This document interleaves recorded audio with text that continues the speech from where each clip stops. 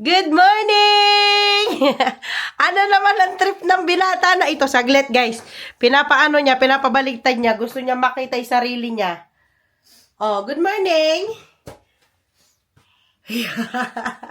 Nandito siya sa kwarto ng ate niya. Hi! Kasi mas gusto niya yung kwarto ng ate niya.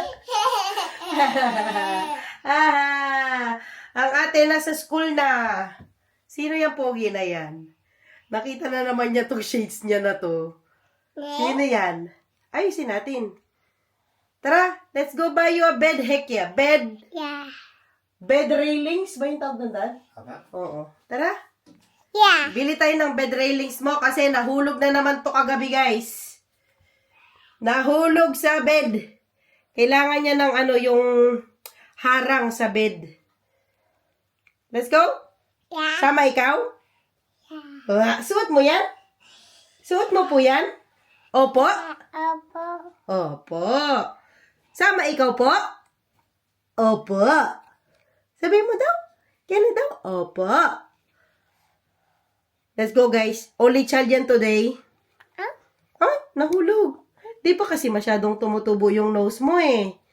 Nahulog pa. Isa pa. Hik. Kapugi naman yan. Nathan, thank you sa kanyang outfit for today. Galing to kay Nathan. At yung medyas galing kay Waray. Thank you, Waray. So, eto na nga. Nakadating na tayo sa tindahan kung saan tayo bibili ng... Na paano ka dyan nagbe-make face si daddy, guys? Oo, huwag nyo siyang patawarin. Dito na tayo sa tindahan na kung saan tayo bibili ng yung bed. Anong hekedad sa Tagalog? Basta sa gilid ng kama para hindi siya mahulog. Hindi, mahuhulog man siya, may sasapo sa kanya. Nakatulog. Ako na muna ang lalabas. Ay go. Kasi naka-child lock ito. Dapat buksan sa labas. Agoy. Agree. Yes. Diyan muna sila sa sasakyan. Dito natin hahanapin ang nawawala sa bed ni Kenneth. Kasi namuyat na siya kagabi, no? Kasi gising siya ng gising. Ano kasi, mabuksan na kasi niya yung pinto. Yung makaalis siya sa bed. Tapos mabuksan niya yung pinto, makalabas siya. Kaya... Hindi kagaya dati na nakakrib siya, hindi siya makalabas. Ngayon, labas siya talaga. Hindi tayo dito. Hanap tayo ng hekye. Ganito hanap natin. Nakasale siya, oh. Dati siyang $49.95, $39 na lang siya. Parang mas okay tong kahoy kasi meron din daw silang metal. Pero parang mas ito. Mas okay. Di ko lang alam kung kasya yan sa bed ni Kenneth ngayon. Tingnan natin. Kunin natin to. Pinakuha ko muna yung kanina. Kalimutan ko na naman yung pangalan. Napaka makakalimutan ko as in. Hintayin ko na lang siya dito. Magkape muna siguro tayo kasi meron silang area para sa kape. Namiss ko tong lugar na to kasi dati nung buntis ako, lagi ako dito. Dito nagkakape. Namiss ko tuloy siya. Ay, tsaka dito naglalaro si Zoe dati. Ito yung mga palibre nilang tea and coffee. Hintay muna tayo, guys. Tingin pa tayo ng mga ibang ideas ng bed. Ayun. Nandiyan na pala siya. Kunin ko na muna. Gising na ang Kenneth natin, guys. Hi, Ken! Nakabili na ako ng hekye. At daan tayo saglit dito sa supermarket. Ito yung supermarket dati sa apartment namin na malapit. Tingnan nyo, guys. Nakita ko, ang mga hortensia. Namukadkad na. Kaganda, guys. Ito talaga gusto ko. Yung purple, pink. Ay, ang ganda. Meron pang puti. Tapos na kasi ang tulip season. Hortensia season na ulit. Ay, di Ano ba? Kamatis. Na. Cherry tomato. At pepper. Red, yellow pepper. Lavender season na din. Kabango. Kahit sinisipon ka, maamoy mo. Ano, tingnan na naman yung mata. Ayaw nga pala. Wala na. Meron pang tinitindang tulips. At ito. Kalalaki. Ganda. Mga peon rose.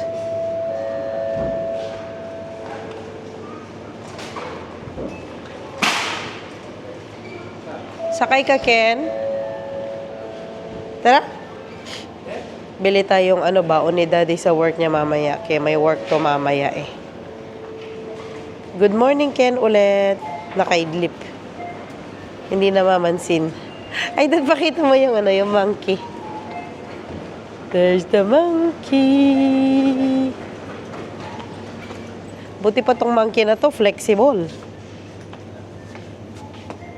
There's the monkey.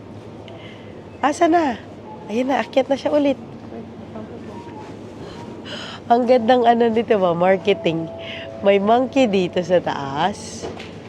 Wow! Tapos, ang tinda, banana sa baba. Diba? Napaka-smart lang. Anong gusto mong baunin, Dad? Ano baunin mo? Okay. Ito na yung nabili nating Hekia railings. Tama. Railings. Cover sa Try natin, Dad. Siya, kahoy. Yung kasi ni Kenneth, yung bed niya mismo, yung kahoy na yan, yung sasakyan, second hand ko lang yan binili. Alas mo na, anak. Kaya, lang yan kasi kahoy. So, mabilis din niyang linisin. Yung niya bago. Yes. Ay, sakto. May pa siya. May space pa para umalis ng bed. Nandun na tayo kanina. Nakalimutan kong bumili ng cover ng niya. Ng mattress pala. Out of bed! Yay! Pinatong lang ni Dadad. Yes na. Kung nahulog ka yan, ay hindi ka na pwede Yan! Nak, pag nahulog ka pa dyan, talaga naman. Nandiyan na yan nun. Sinadya mo na yon pag nahulog ka, ha? O yung mo, pacifier mo, Alam nyo yan. Hindi yan, mukha siyang mukha siyang lumot, pero hindi yan. Pinag-anuhan niya nung glue. Kasi natanggal niya yung wallpaper dyan. Ano natanggal? Tinanggal niya. Hinila niya. Pinunit pa niya. Pinulit pa. Yay! Parang mas yan, okay. Ay, sa bagay, baka ma-shoot yung ulo niya doon, Dad. Tali! Ay! Maganda tong nabili natin. Saktong-sakto siya. Yes, nakikinig naman. Oh, yung ice cream maker mo, nasa floor lang. Palagay mo, Dad. Usog mo lang ng konti, siguro, Dad, kasi may pa naman siya dito. Konti lang. Sandali, kasi napipix yun. Yung kamay, naipit ba? Naipit, Dad. Grabe ka, napaka... Grabe ang sigoy. So that. Para di siya naka-crib kasi ganyan yung crib niya eh. Oo. Pag siya, alisin, Opo. Dali na. Try mo na ulit ang bed. Opo. Ganyan. Alisin na natin to. Oo, tatanggalin na yung ni Zoe. Yung foam kasi ni Zoe nandito. Yeah? Kada slapan, hukay. And hukay niya slapa, Dan? Kumutya slapan. Umuwi siya slapa? Yeah! Paano? Paano daw matulog si Ken? Paano daw matulog si Ken?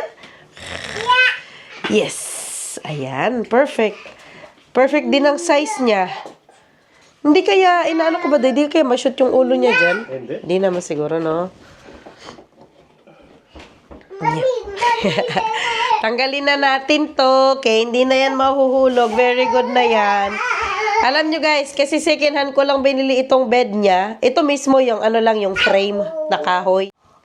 Mas mahal pa itong ano. Mas mahal pa ito. Yung barricade niya. Compared dyan sa buong bed na yan.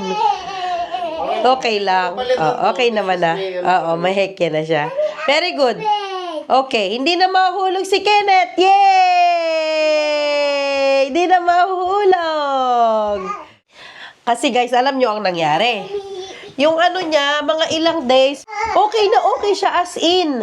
Tapos nag-start siya na mahulog na dito. Once kahulog niya dyan, hindi na siya papanik ulit. Open na niya ang door. Tapos adjacent kasi sa door niya, ayan ang pinto niya. Tapos ayan kasi kwarto na namin yan. Kaya kabukas niya, diretso siya sa kwarto namin. Tapos yung kabila, kwarto ni Zoe. Hindi rin si Zoe, pinto niya.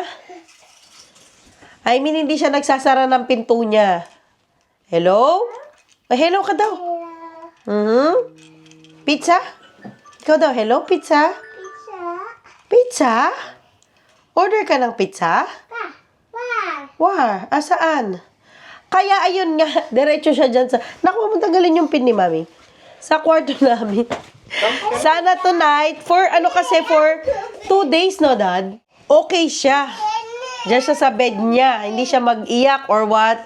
Yun nga, na-start na nahulog. Kaya naisipan namin na bilan siya ng ganito. Ayaw naman namin napalitan yung bed niya. Kasi meron mga bed na meron ng kaagad na ganito.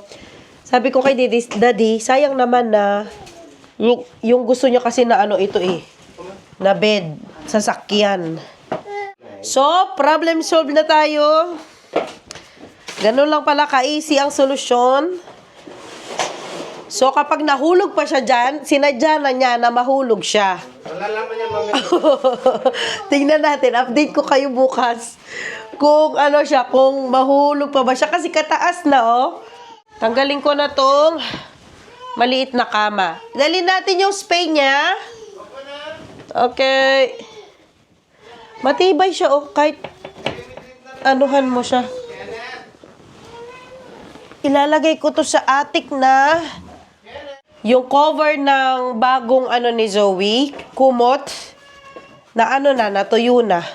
So, palitan ko din yun para fresh din ang ng ating dalaga. Cover sa bed. Halalit ko na itong na-shoutout, Madam. Sorry po. Ma'am Celeste Mendoza Segundo, happy birthday po sa inyo. Birthday din pala niya. Wala daw siyang handa. Pero magiging masaya na ako kapag kinantahan ako. Ay naku, si Kenneth po kasi natutulog. Mamaya, kapag nagising siya mamaya, ayan, paano ko kayo, Ma'am Celeste Mendoza Segundo. Shoutout po sa inyo. At kung mamaya nakamood, papakantahin ko po siya ng happy birthday. Di pa naman siya marunong, pero sama natin si Zoe. Para makapagkanta po sila ng happy birthday. Sa wakas, natuyo na itong cover ni Zoe. Baliktad natin. Lagyan na natin sa kwarto niya habang wala pa siya sa bahay. Kasi pag nandito na siya at nandito si Kenneth, nako po. Hindi natin ito matatapos kasi sasakay sila. Ang ganda lang nabili ko kasi may siya, oh. Parang pang snap. Dito muna natin siya sa baba. Pati ito. Tanggalin ko muna to kasi pwede pa naman itong magamit. Di pa naman to ganun kadumi. Ayan. Tatanggalin na natin si Moana. Nakita nyo ba yung balita, guys? Grabe. Yung sa rabies. Yung may namatay ngayong May lang. Nakagat siya last year pa, August. Tas namatay siya ngayong May. Although, naman daw siya. Na bakunahan siya, no? Kasi katapos niyang makagat daw ng aso. Nagpabakuna siya pero hindi niya tinapos kasi parang isa, dalawa, 3 shots yata yan or 4 or 2, hindi ko alam. Basta hindi lang isang shot yan kapag yung shot ng vaccine.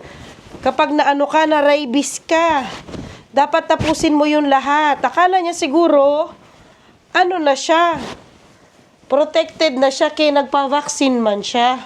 Sayang ang buhay. Naku, kaya ingat-ingat po tayo dyan. Sa mga nakagat ng aso or nakalmot, magpaano po kayo kaagad, no? Magpa-rabies vaccine po kayo kaagad. At tapusin talaga ninyo yung ilang shots ng vaccine. Wag lang yung isa, tapos okay na. Naku. Delikado yan. Pati yata yung laway ng aso na may rabies. Pag nalawayan kayo, kung may sugat kayo, tas nalawayan kayo, ayan, delikado din yan. Naku. Pang ilan na yan. Delikado po talaga yan, no, yung rabies. Eto na yung, 2 sila. Okay. Gets ko na ang layo ng vlog natin, ang layo ko. Kasi, isa lang ilagay ko kasi pag siguro, pag winter, ipatong sila. Tama na ito, sakto na ito sa kama ng Zoe. O hindi na siya tama, hindi na siya bitin. Kasya na siya. Ay, kaganda. Saktong-sakto na. Lagay natin. Alam nyo ba guys, nakwento ko ba yan sa inyo na ganito ang yung una kong trabaho dito sa Netherlands. No? Dumating ako dito ng December ng 2017. Tapos yung January na 2018, may trabaho na ako ganito. Kalalaki. Kabibigat. January yun. Winter. Sobra talaga. Kabigat ng mga na ganito. Tapos ilang kwarto pa yung lilinisin mo. Tapos yung hotel, may restaurant pa. Uy! Diyos ko, sawa ko talaga. Tas ikaw lang mag-isa. Minsan madalang ka lang may kasama talaga. Na magganito. Depende na lang kung yung bed ay king size. Ayan, may kasama ka talaga dyan. Pero most of the time, ikaw lang mag-isa. Sa lahat. Tapos yung restaurant pa nila. Naku. Kabibigat. And then, after siguro after some time, pang ilang buwan, nabuntis ako kay Zoe. Hindi na ako pwedeng magpatuloy. Kasi nga, mabigat ang trabaho. Tapos yung amoy ng mga chemical na ginagamit, panglinis ng banyo. Yan, hindi talaga tayo pwede. Kaganda niya, guys, oh. Para talaga siyang silk. At saka bagay siya sa kwarto ni Zoe. Natin. Ito yung sinasabi sa inyo. Meron siyang, parang snap. Yan? Basta yan. Ito. Yan, maganda siya. Hindi dadaos-dos.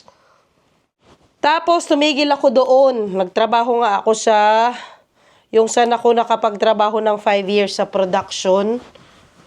Ako, worker. 5 years yun. And then, kasi 3 days lang ako noon nagtatrabaho doon. And then, yung 2 days ko noon, nagtrabaho ako ulit sa hotel. Ganun na naman, nabuntis ako kay Kenneth. So, hindi talaga ako nakastay na magtrabaho sa hotel and restaurant. Si every mag-start ako ng work dyan. Naku, nabubuntis ako. Ay, kaganda. Yeah.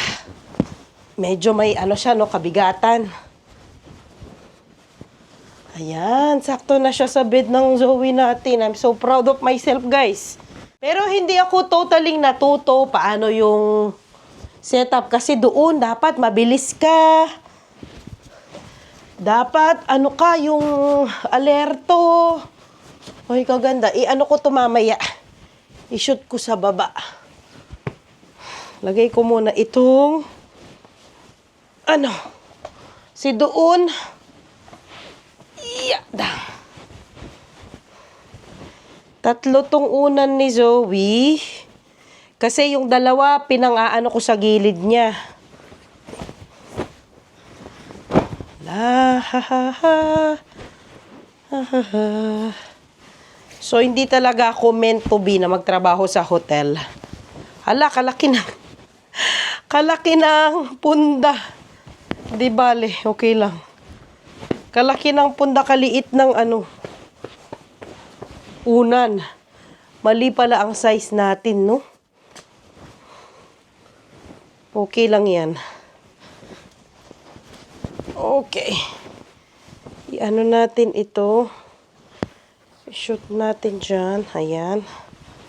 Para kasya siya. Yes! Tapos ito puti na lang. Anuhan ko siya ng puti. La. Puro naman itong ating punda. Hindi ko na plancha. Okay lang yan, no? Ihigaan din naman yan. Ayun, ito sakto. Yun, malaki sila. Grabe talaga, iyak ko noon nung nagtatrabaho ko sa Ay, grabe kapagod yun talaga. As in, dali, ko siya. Suksok ko siya. Tas kabibigat ng matres. Ay, naku po. Ginaganon pa yun, oh. Tapos ginaganyan. Parang ganun. Di ko na ma-remember. Ganyan, oo. Ayan na. Kasya na yung kumot niya. Maganda na siya tignan kasi sakto na yung kumot sa bed niya mismo. Ganda ng print. Bulaklakin pa rin. Etong dito sa likod, meron itong, ayan, lalagyanan pa, cellphone or kung anong ilagay dyan. Nilagay ko lang yung mga stuffed toy ni Zoe dyan kasi ni-request niya yan. So, nilalabahan naman namin yan once a month. Para hindi sila mag-accumulate ng alikabok or minsan, twice, depende, no? Kapag masyado na maalikabok talaga nilalabahan yan. Yung mga ibang stuffed toy niya, nilagay ko na dito sa cabinet niya. Meron pa kasing space dito. Eto, sabi ni Daddy baka maglagay siya ng mga plank dyan. Doon niya ilagay yung mga stuffed toy. Hindi ko pa alam ano ang balak ni Daddy dyan. So, ayan na, natapos ko na. Happy birthday to you. Happy birthday to you. Happy birthday, happy birthday. Happy birthday to you. Happy birthday po! Happy birthday! Guys, sana yung nagustuhan ninyo ang vlog natin for today. Thank you for watching! Thank you for watching. Bye-bye, guys! Bye-bye, guys! Bye! Bye, Ken! Bye! Haba.